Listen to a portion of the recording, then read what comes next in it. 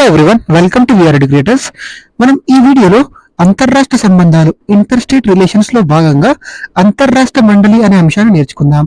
అంతర్రాష్ట్ర మండలి, inter state council. ఈ అంతర్రాష్ట్ర మండలి అనేది మనకి ఎగ్జామ్స్ పాయింట్ ఆఫ్ లో చాలా చాలా ఇంపార్టెంట్.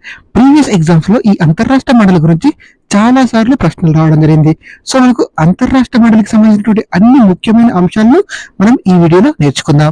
ముఖ్యంగా ఈ అంతర్రాష్ట్ర మండలి ఇంటర్ స్టేట్ కౌన్సిల్ ను ఏ కమిషన్ సిఫారసులతో ఏర్పాటు చేయడం జరిగిందని ఎగ్జామ్ లో అడగవచ్చు. ఏ కమిషన్ సిఫారసులతో ఏర్పాటు చేశారండి అంతర్రాష్ట్ర మండలిని? అంతర్రాష్ట్ర మండలిని సర్కారియా కమిషన్. ఎవరండి? సర్కారియా కమిషన్ సూచనలతో విపి సింగ్ గారు ప్రధానమంత్రిగా ఉన్నప్పుడు. ఎవరండి? విపి సింగ్ గారు ప్రధానమంత్రిగా ఉన్నప్పుడు 1990వ సంవత్సరంలో మే 28వ తేదీన ఈ అంతర్రాష్ట్ర మండలి ఇంటర్ స్టేట్ కౌన్సిల్ ఏర్పాటైంది. భారత రాజ్యాంగంలో ఆర్టికల్ 263 ఎంత అండి? ఆర్టికల్ 263 ప్రకారం అంతర్రాష్ట్ర మండలిని ఏర్పాటు చేశారు. ఇది కేంద్రం రాష్ట్రాల మధ్య, అదేవిధంగా 2 లేదా అంతకంటే ఎక్కువ రాష్ట్రాల మధ్య వివిధ అంశాలపై విచారించి సూచనలు ఇస్తుంది. ఆర్టికల్ ఎంత అండి? 263. అదే ఆర్టికల్ 262 ఎంత చేస్తుంది? అంతర్రాష్ట్ర నదీ జలాల ట్రిబ్యునల్. వెరీ వెరీ ఇంపార్టెంట్, గుర్తుపెట్టుకోండి. ఎవరు ప్రధానమంత్రిగా ఉన్నప్పుడు అండి? విపి సింగ్ గారు ప్రధానమంత్రిగా ఉన్నప్పుడు అంతర్రాష్ట్ర మండలి ఏర్పాటు జరిగింది. Very very important. అదేవిధంగా ఏ కమిషన్ సూచనలు అండి? Sarkaria commission. Very very important, గుర్తుపెట్టుకోండి. అదేవిధంగా ఈ అంతర్రాష్ట్ర మండలి నిర్మాణాన్ని గమనిద్దాం. కంపోజిషన్. ఈ అంతర్రాష్ట్ర మండలిలో భారత ప్రధానమంత్రి గారు ఈ అంతర్రాష్ట్ర మండలికి అధ్యక్షుడిగా వ్యవహరిస్తాడు. వెరీ వెరీ ఇంపార్టెంట్, గుర్తుపెట్టుకోండి.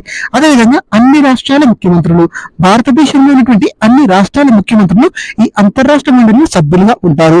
అదేవిధంగా యూనియన్ టెరిటరీస్, కేంద్ర పాలిత ప్రాంతాల్లో సీఎంస్ ఉంటారు కదా, లెజిస్లేటివ్ అసెంబ్లీస్ ఉన్నటువంటి యూటీస్ నుండి సీఎంస్ ఉంటారు కదా, ముఖ్యమంత్రులు, వారు కూడా సభ్యులు ఉంటారు. అదేవిధంగా ఈ అసెంబ్లీలు, లెజిస్లేటివ్ అసెంబ్లీలు లేని యూటీలు ఉంటాయి కదా కేంద్ర పాలిత ప్రాంతాలు, వాటికి సంబంధించినటువంటి పరిపాలకులు, ఫర్ ఎగ్జాంపుల్ లెఫ్టినెంట్ గవర్నర్, లేదంటే చీఫ్ అడ్మినిస్ట్రేటర్, ఇలా యూటీలకు సంబంధించిన పరిపాలకులు ఉంటారు. వీరితో పాటు కేంద్ర హోంమంత్రిత్వ శాఖ, మనకు కేంద్ర హోంమంత్రి గారు కలుపుకొని 6 క్యాబినెట్ మంత్రులు ఉంటారు. ఎవరండి? 6 క్యాబినెట్ మంత్రులు ఉంటారు. కేంద్ర హోంమంత్రి సహా 6 క్యాబినెట్ మంత్రులు ఉంటారు. ఈ క్యాబినెట్ మంత్రులను ఎవరు నామినేట్ చేస్తారండి? భారత ప్రధాని గారు నామినేట్ చేస్తారు. వెరీ వెరీ ఇంపార్టెంట్, గుర్తుపెట్టుకోండి. మనకు రీసెంట్ గా జరిగిన ఎగ్జామ్ లో ఈ అంతర్రాష్ట్ర మండలిలో క్యాబినెట్ మంత్రులను రాష్ట్రపతి నామినేట్ చేస్తాడు అని ఇవ్వడం జరిగింది. అది రాంగ్ అండి.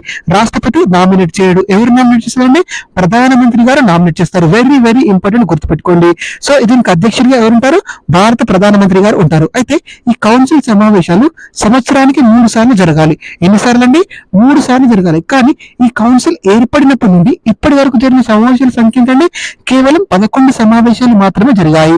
ఇది కేంద్ర రాష్ట్రాల మధ్య ఉమ్మడి ప్రయోజనాలను పరిశీలించి అంతర్రాష్ట్రాల మధ్య సమన్వయం కోసం చర్యలు సూచిస్తుందండి.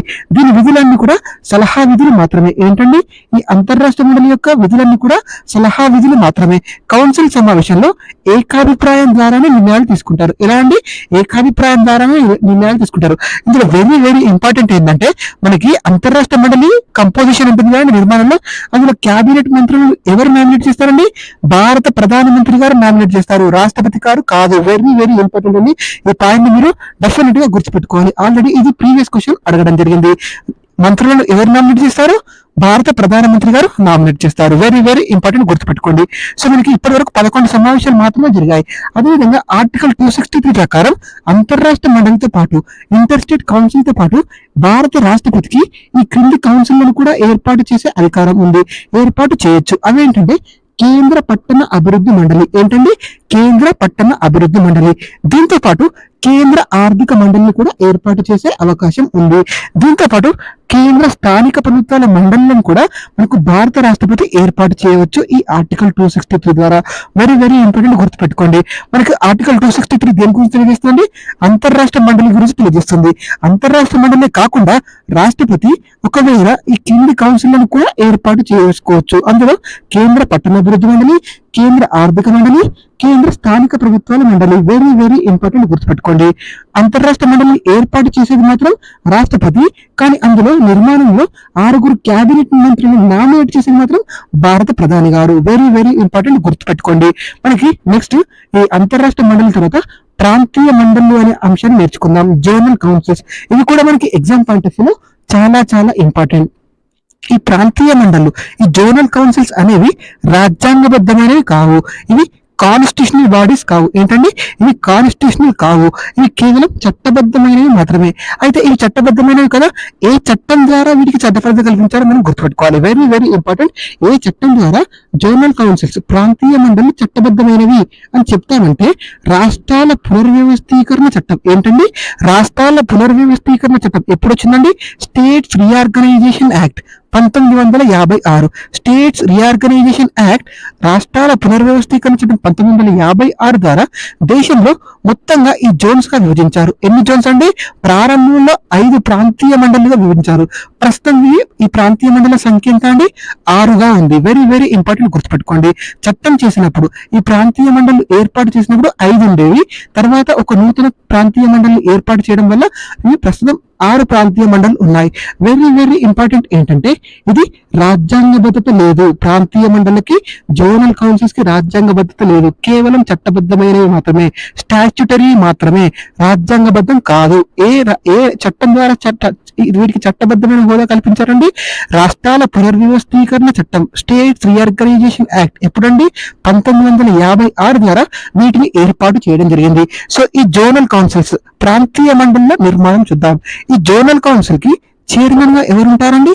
కేంద్ర హోంశాఖ మంత్రి గారు చైర్మన్ గా ఉంటారు. వెరీ వెరీ ఇంపార్టెంట్, గుర్తుపెట్టుకోండి. అదే మనకు అంతర్రాష్ట్ర మండలికి అధ్యక్షుడిగా ఎవరుంటారండి? భారత ప్రధాని గారు అంతర్రాష్ట్ర మండలికి అధ్యక్షుడిగా ఉంటారు. అదే మనకి ప్రాంతీయ కౌన్సిల్ కి, ప్రాంతీయ మండలికి వచ్చేసరికి ఎవరుంటారండి? కేంద్ర హోంశాఖ మంత్రి చైర్మన్ గా ఉంటాడు. వెరీ వెరీ వెరీ ఇంపార్టెంట్, గుర్తుపెట్టుకోండి. అదేవిధంగా ఈ జోనల్ కౌన్సిల్, ఈ ప్రాంతీయ మండలిలో సభ్యులు ఎవరు ఉంటారో చూద్దాం. ఆయా ఇప్పుడు మనకు జోన్స్ అనేవి 6 విభజించారు కదా, 6 రకాలుగా. ఆయా జోన్ల కౌన్సిల్లోని రాష్ట్రాల ముఖ్యమంత్రులు ఉంటారు కదా, వారు సభ్యులుగా ఉంటారు. వారితో పాటు ఆ రాష్ట్రాల నుండి మంత్రులు ఉంటారు కదా, 2 మంత్రులు దీనిలో సభ్యులుగా ఉంటారు. వీటితో పాటు కేంద్ర పాలిత ప్రాంతాల ముఖ్యమంత్రులు ఉంటారు కదా, వాళ్ళు కూడా ఇందులో సభ్యులుగా ఉంటారు. అదేవిధంగా కేంద్ర పాలిత ప్రాంతాల్లో మనకు లెజిస్లేటివ్ అసెంబ్లీస్ లేవు. అప్పుడు అక్కడ పరిపాలకులు ఉంటారు, లెఫ్టినెంట్ గవర్నర్స్, లేదంటే చీఫ్ అడ్మినిస్ట్రేటర్స్. సో వాళ్ళు, ఇంటిలో పరిపాలకులు కూడా ఇందులో సభ్యులుగా ఉంటారు. వెరీ వెరీ ఇంపార్టెంట్, గుర్తుపెట్టుకోండి. నెక్స్ట్ నీతి ఆయోగ్. నీతి ఆయోగ్ వచ్చి నామినేట్ చేయబడినటువంటి ఒక సభ్యుడు కూడా ఈ జోనల్ కౌన్సిల్ లో సభ్యులుగా ఉంటారు. అదేవిధంగా ఆయా రాష్ట్రాల యొక్క సిఎస్లు, చీఫ్ సెక్రటరీస్ ఎవరండి? ప్రధాన కార్యదర్శులు, చీఫ్ సెక్రటరీస్ కూడా ఇందులో సభ్యులుగా ఉంటారు. అదేవిధంగా ఆయా రాష్ట్రాల యొక్క అభివృద్ధి కమిషనర్లు, డెవలప్మెంట్ కమిషనర్స్ ఉంటారు కదండి, వారు కూడా ఈ జోనల్ కౌన్సిల్ లో సభ్యులుగా ఉంటారు. వెరీ వెరీ ఇంపార్టెంట్, గుర్తుపెట్టుకోండి. సో ఈ జోనల్ కౌన్సిల్ లో సీఎంస్ ఉంటారు కదా, ఆయా రాష్ట్రాల సీఎంలు, వారు రొటేషన్ పద్ధతిలో ఈ జోనల్ కౌన్సిల్ కి వైస్ చైర్మన్ గా వివరిస్తారు. వెరీ వెరీ ఇంపార్టెంట్, గుర్తుపెట్టుకోండి. చైర్మన్ వచ్చేసి హోం మంత్రిత్వ శాఖ, హోంశాఖ మంత్రి గారు వ్యవహరిస్తారు. నెక్స్ట్ ఈ జోనల్ కౌన్సిల్ చూద్దాం. 6 ఉన్నాయి కదా, అవంటే చూద్దాం. ఫస్ట్ ఇది ఉత్తర మండలం, నార్త్ మండలం. దీని ప్రధాన కార్యాలయం ఎక్కడ ఉందండి? మనకు దీని ప్రధాన కార్యాలయం ఢిల్లీలో ఉంది. సో ఇందులో సభ్య రాష్ట్రాలు ఏంటో చూద్దాం. జమ్మూ కాశ్మీర్ యూటీ, ఈ యూటీతో పాటు హిమాచల్ ప్రదేశ్, పంజాబ్, హర్యానా, చండీగఢ్, ఢిల్లీ, రాజస్థాన్, ఇవి ఉత్తర మండలంలో ఉన్నాయి. దీని హెడ్ క్వార్టర్ ఎక్కడ ఉందండి? ఢిల్లీలో ఉంది. అదేవిధంగా దక్షిణ మండలం, సౌత్. వెరీ వెరీ ఇంపార్టెంట్, ఎందుకంటే మనం దక్షిణ మండలంలో ఉంటాం కాబట్టి ఇది డెఫినెట్ గా మీరు గుర్తుపెట్టుకోండి. దక్షిణ మండలం యొక్క హెడ్ క్వార్టర్ ఎక్కడ ఉంది? చెన్నైలో ఉంది, తమిళనాడులో. సభ్య రాష్ట్రాలు వచ్చేసి Telangana, Andhra Pradesh, Karnataka, Tamil Nadu, Kerala, Pondicherry. Very very important, గుర్తుపెట్టుకోండి. అదే పశ్చిమ మండలం వచ్చేసి ఎక్కడుందండి? ప్రధాన కార్యాలయం ముంబైలో ఉంది. సభ్య రాష్ట్రాలు ఏమున్నాయండి? Gujarat, Maharashtra, Goa, Dadra Nagar Haveli, Diu Daman. Very very important అండి. ఇవన్నీ కూడా మనకి డెఫినెట్ గా గుర్తుండాలి. వీటిని మనకు మ్యాచ్ ద ఫాలోయింగ్ లో అడగడానికి ఎక్కువగా అవకాశం ఉంది. ఉత్తర మండలం యొక్క ప్రధాన కార్యాలయం ఎక్కడుందండి? ఢిల్లీలో ఉంది. దక్షిణ మండలం యొక్క ప్రధాన కార్యాలయం ఎక్కడ ఉందండి? చెన్నైలో ఉంది. దక్షిణ మండలంలో సభ్య రాష్ట్రాలు ఏంటండి? తెలంగాణ, ఆంధ్రప్రదేశ్, కర్ణాటక, తమిళనాడు, కేరళ, పాండిచ్చేరి. అదే పశ్చిమ మండలం యొక్క ప్రధాన కార్యాలయం ఎక్కడ ఉంది? ముంబైలో ఉంది, మహారాష్ట్రలో. వెరీ వెరీ ఇంపార్టెంట్ అని గుర్తుపెట్టుకోండి. నెక్స్ట్ 4th తూర్పు మండలం, ఈస్ట్. తూర్పు మండలం యొక్క ప్రధాన కార్యాలయం ఎక్కడ ఉందండి? కలకత్తాలో ఉంది, వెస్ట్ బెంగాల్లో ఉంది. దీంట్లో సభ్య రాష్ట్రాలు వచ్చేసి వెస్ట్ బెంగాల్, బీహార్, జార్ఖండ్, ఒడిస్సా ఏంటండి? వెస్ట్ బెంగాల్, బీహార్, జార్ఖండ్, ఒడిస్సా. నెక్స్ట్ మధ్య మండలం. మధ్య మండలం ప్రధాన కార్యాలయం ఎక్కడుందండి? అలహాబాద్ లో ఉంది. వెరీ వెరీ ఇంపార్టెంట్ గుర్తుపెట్టుకోండి. ఈ మధ్య మండలం కూడా చాలా చాలా ఇంపార్టెంట్. ఎక్కడ ఉందండి మధ్య మండలం యొక్క ప్రధాన కార్యాలయం? అలహాబాద్ లో ఉంది. సో సభ్య రాష్ట్రాలు వచ్చేసి ఉత్తరప్రదేశ్, ఉత్తరాఖండ్, ఛత్తీస్గఢ్, మధ్యప్రదేశ్. మళ్ళీ చెప్తాను వినండి, Uttar Pradesh, Uttarakhand, Chhattisgarh, Madhya Pradesh. Very very important. ప్రారంభంలో ఈ 5 జోనల్ కౌన్సిల్స్ ఉండేవి. అయితే మనకి ఈశాన్య జోనల్ ప్రాంతీయ మండలాన్ని ఎప్పుడు ఏర్పాటు చేశారండి? The north eastern council act ద్వారా. ఏంటండి? The north eastern council act, ఈశాన్య రాష్ట్రాల ప్రాంతీయ మండళ్ల చట్టం ద్వారా 1971 సంవత్సరంలో ఈ 6వ ప్రాంతీయ మండలిని ఏర్పాటు చేయడం జరిగింది. వెరీ వెరీ ఇంపార్టెంట్ అని గుర్తుపెట్టుకోండి. సో మనకి తూర్పు మండలం యొక్క ప్రధాన కార్యాలయం ఎక్కడుందండి? కలకత్తాలో ఉంది. అదే మధ్య మండలం యొక్క ప్రధాన కార్యాలయం ఎక్కడుందండి? అలహాబాద్ లో ఉంది. సో ఈ 5 కాకుండా 6వ ప్రాంతీయ మండలిని ఎప్పుడు ఏర్పాటు చేశారండి? 1971 సంవత్సరం. వెరీ వెరీ ఇంపార్టెంట్ అండి. ఇయర్ కూడా గుర్తుపెట్టుకోండి. దీనికి సంబంధించినటువంటి యాక్ట్ ఏంటండి? The north eastern council act. ఏంటండి? NEC యాక్ట్ అంటారు దీన్ని. The north eastern council act, ఈశాన్య రాష్ట్రాల మండళ్ల చట్టం. ఏంటండి? ఈశాన్య రాష్ట్రాల మండళ్ల చట్టం 1971 ద్వారా ఏర్పాటు చేశారు. అయితే ఈశాన్య రాష్ట్రాల ప్రాంతీయ మండలి యొక్క ప్రధాన కార్యాలయం ఎక్కడుంది? వెరీ వెరీ ఇంపార్టెంట్ అండి. ఎక్కడుంది? షిల్లాంగ్ లో ఉంది. ఎక్కడండి? షిల్లాంగ్ లో ఉంది. ఏ రాష్ట్రం అండి? మేఘాలయలో ఉంది. దీనిలో సభ్య రాష్ట్రాలు ఏంటంటే మనకు 7 సిస్టర్స్ అంటారు కదండి ఈశాన్య రాష్ట్రాల్లో. ఆ 7 సిస్టర్స్ కూడా ఈ ఈశాన్య రాష్ట్రాల ప్రాంతీయ మండలిలో సభ్యులుగా ఉంటాయి. అవి ఏంటంటే అరుణాచల్ ప్రదేశ్, అస్సాం, మేఘాలయ, మణిపూర్, మిజోరాం, నాగాలాండ్, త్రిపుర. ఏంటండి? అరుణాచల్ ప్రదేశ్, అస్సాం, మేఘాలయ, మణిపూర్, మిజోరాం, నాగాలాండ్, త్రిపుర. ఈ 7 రాష్ట్రాలతో పాటు 1994 సంవత్సరం. ఎప్పుడండి? 1994 సంవత్సరంలో సిక్కిం ని ఈ ఈశాన్య రాష్ట్రాల ప్రాంతీయ మండలంలో 8వ రాష్ట్రంగా చేర్చారు. ఎప్పుడండి? 1994 లో. ఏ రాష్ట్రాన్ని? సిక్కిం రాష్ట్రాన్ని. ఎందులో చేర్చారు? ఈశాన్య రాష్ట్రాల ప్రాంతీయ మండలంలో చేర్చారు. సో వీటి యొక్క ప్రధాన కార్యాలయం ఎక్కడ ఉందండి? షిల్లాంగ్ లో ఉంది. ఎక్కడండి? షిల్లాంగ్, మేఘాలయలో ఉంది. Very very important. ఈ పాయింట్స్ అన్ని కూడా మనకి ఎగ్జామ్ పాయింట్ ఆఫ్ లో చాలా చాలా ఇంపార్టెంట్. మీరు ఈ ఈశాన్య రాష్ట్రాల ప్రాంతీయ మండలి ఏ చట్టం ద్వారా ఏర్పాటైందో మీరు గుర్తుపెట్టుకోవాలి. అంతేకాకుండా అది ఏ సంవత్సరంలో ఏర్పాటైందో కూడా గుర్తుపెట్టుకోవాలి. అదేవిధంగా దీనిలో చివరగా చేర్చినటువంటి రాష్ట్రం ఏంటో కూడా మనకి ఎగ్జామ్ లో అడుగుతారు. ఏంటంటే చివరగా చేర్చింది సిక్కిం ని 8వ రాష్ట్రంగా చేర్చారు. ఎప్పుడు చేర్చారండి? 1994 సంవత్సరంలో చేర్చారు.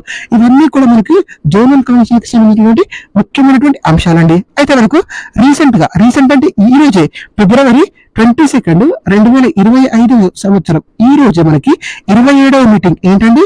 వెస్టర్న్ జోన్ ది పశ్చిమ ప్రాంతీయ మండలి వెస్టర్న్ జోన్ 27వ మీటింగ్ మనకు జరుగుతుందండి. February 22, 2025. ఎక్కడ జరుగుతుందండి ఇది?